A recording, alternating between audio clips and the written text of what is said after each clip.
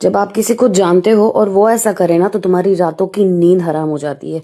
ये बंदे का मैं मूवी देखने गई थी, इतना बोला बाला था इस मूवी का, इतना पॉपुलर हुआ कि मैं मूवी देखने चली गई और फिर होता है ये। अब खुद ही देख लीजिए। और इसका कहना भी कुछ और ही है इसमें, और इनका कहना यह है कि इसके दोस्त ने लिखा था ये, है ना, और फिर डिसअपियर मूड भी कर देता है इसका दोस्त। वाह। अब आप मैंने इसको રિપ્લાય તો દિયા હે, આપ કોલ કરવાથી બેટર છે કે હું તમને મેસેજ જ કરી દઉં, બરાબર છે? કેમ કે આઈ થિંક જે માણસ પોતાનો નંબર XYZ ફિયરના કારણે શેર ના કરી શકતા હોય એ માણસ પોતાનો ફોન કેમ આપી દે બીજા માણસને કે કોઈ ફ્રેન્ડને? એ that's a question, right? Close friend જ હશે તો જે પણ હોય તમારો ક્લોઝ ફ્રેન્ડ, गौरव पासवाना ऐसा कुछ तो नाम है उसका, या वो whoever, I just wanted to know who did that. Yeah. તો જેણે મેસેજ કર્યા છે એમણે તમે જ મેસેજ કરી દેજો, કારણ કે એ મારી સાથે વાત કરવા લાયક નથી એ માણસ. ઓકે, તો તમે એમને જણાવી દેજો. તો તમે એમને ખાલી એટલું કહેજો કે દોસ્ત, જેવી રીતે મેં લાલા મૂવીમાં એક કિરદાર કર્યું છે, બરાબર છે, એ મારી હું રિયલ લાઈફમાં એવો નહીં હોય, કદાચ હું રિયલ નથી એવી રીતે લાઈફમાં, અથવા તો સુહદ જેમણે કૃષ્ણ ભગવાનનું કેરેક્ટર કર્યું છે એ રિયલમાં કૃષ્ણ ભગવાન નથી, એણે ફક્ત કેરેક્ટર જ કર્યું છે, બરાબર છે? તો એ રિયાલિટી તો ખબર જ છે આપણે બધાને.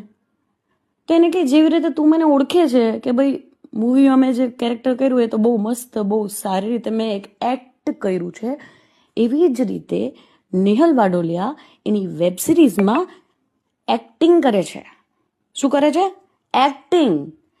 એને તારે રિયલ લાઈફમાં જજ કરવી હોય ને કે કેવી છે, શું કરે છે, કેટલી વિશે એની લાઈફમાં શો થાય છે, તો એના ખાલી ઇન્ટરવ્યૂ જો છે, બરાબર? એને કહેજો કે ખાલી એના ઇન્ટરવ્યૂ અને એના પોડકાસ્ટ જો છે, અને એ ના ખબર પડતી ને, અરે ચલો એમ ના ખબર પડે ને તો એ માણસ, મતલબ એને બુદ્ધિ નહીં, બુદ્ધિમાં કંઈક ઓછું હોય છે. અને કોઈ પણ માણસને છે ને કાંઈ પણ કહ્યા વગર, જજ કર્યા વગર ને પોતાની જાતને એના શૂઝમાં રાખી શકવાના, વિચાર કરવાનો. ના જ રાખી શકે કોઈ, પણ એકવાર વિચાર કરવાનો કે પોતાની જાતને એના શૂઝમાં રાખી અને વિચાર કરવાનો કે તમને આવું કોઈ કહી જાય તો તમારી શું ફિલિંગ આવે. તમને ખબર છે હું છેલ્લું ક્યારે મૂવી જોવા ગઈ હતી ને એ મને નથી ખબર, મને યાદ જ નથી હું ક્યારે મૂવી જોવા ગઈ હતી, કેમ કે હું જોવા જાવ જ નહીં. હું બહુ ઇમોશનલ માણસ છું, મને બહુ, હું ક્લોઝ થઈ જાઉં, મારી બધી જ ઘટનાઓ મને યાદ આવવા માંડે. મારી લાઈફમાં એટલું બધું થયું છે, હું અત્યારે એક રેપ વિક્ટિમ છું, ડિપ્રેશનનો શિકાર હતી. પોલીસ અને પ્રશાસન, ગવર્મેન્ટના કારણે હું અત્યારે ઓકે છું, સારી એવી સેફ જગ્યાએ છું. મારો ફોન, બધી જ વસ્તુ રેકોર્ડ થતી હોય, everything including WhatsApp, audio calls, everything. કોણ મને શું કહે છે, everything is like reporting somewhere. Okay, તો ઘણી બધી વસ્તુ થતી હોય એમ, મતલબ અગર મને એવું કંઈ લાગે તો હું રિપોર્ટ કરતી હોઉં, બરાબર ને? એ લોકોને પણ ખબર જ હોય. તો હું અત્યારે બહુ જ, મારી કન્ડિશન શું ચાલી રહી છે રિયલ લાઈફમાં એ ના ખબર હોય ને તો વાત નહીં કરવાની, બરાબર? આવા મેસેજ નહીં કરવાના. અને એટલા ચાલાક હે માણસ કે પહેલાં તો જોવે મારા મેસેજ, પછી એ પેલું વન વોચ મૂડ કરે એન્ડ દેન આવા મેસેજ લખે. વાવ, આવા છે તમારા દોસ્ત કે જેમણે આ લખ્યું છે એ? હા, ચલો વાંધો નહીં.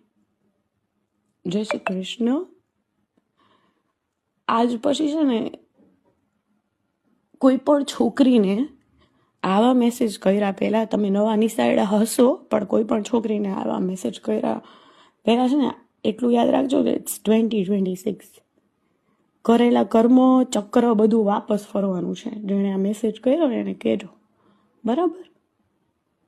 હાલો. तो गाइस डिसाइड आप लोगों को करना है कि इनके दोस्त या इनके दोस्त ने ये बोला था या इन्होंने खुद. રાધે કૃષ્ણ. નમસ્કાર મિત્રો, હું કરણ જોશી. છેલ્લા 2 દિવસથી ઘણા બધા હિતેચ્છુઓના મને મેસેજીસ આવે છે કે ભાઈ અમે જાણીએ છીએ તું સાચો છે અને અમે બધા જ તારી સાથે છીએ. એટલે જ હવે જે સાચી અને આખી વાત છે એ જ હું તમને કહી દઉં. તો પહેલાં તો જે આ ઘટના છે એ 5 મહિના જૂની છે, જાન્યુઆરી મહિનાની છે, જ્યારે મારું અકાઉન્ટ છે ને હેક થયું હતું. ત્યારે મારા અકાઉન્ટમાંથી ઘણા બધા લોકોને મેસેજીસ ગયા હતા, મારા મિત્રોને પણ ગયા હતા. કોઈની સાથે પૈસાની માંગણી થઈ હતી, કોઈની સાથે કામ રિલેટેડ વાતો થઈ હતી અને કોઈને અયોગ્ય મેસેજીસ થઈ ગયા હતા. હવે આ સંબંધિત બેનને પણ અયોગ્ય મેસેજીસ ગયા હતા અને એ દરમિયાન હું મારી ફિલ્મના પ્રમોશનમાં ખૂબ જ વ્યસ્ત હતો, બહુ જ બિઝી હતો. મારા અકાઉન્ટમાં શું એક્ટિવિટી થાય છે એનો મને કોઈ આઈડિયા જ નહોતો. પણ જે મિત્રોને મારા અકાઉન્ટમાંથી મેસેજીસ ગયા એ મિત્રોએ મને કહ્યું કે ભાઈ તારામાંથી કેમ આવા મેસેજો આવે.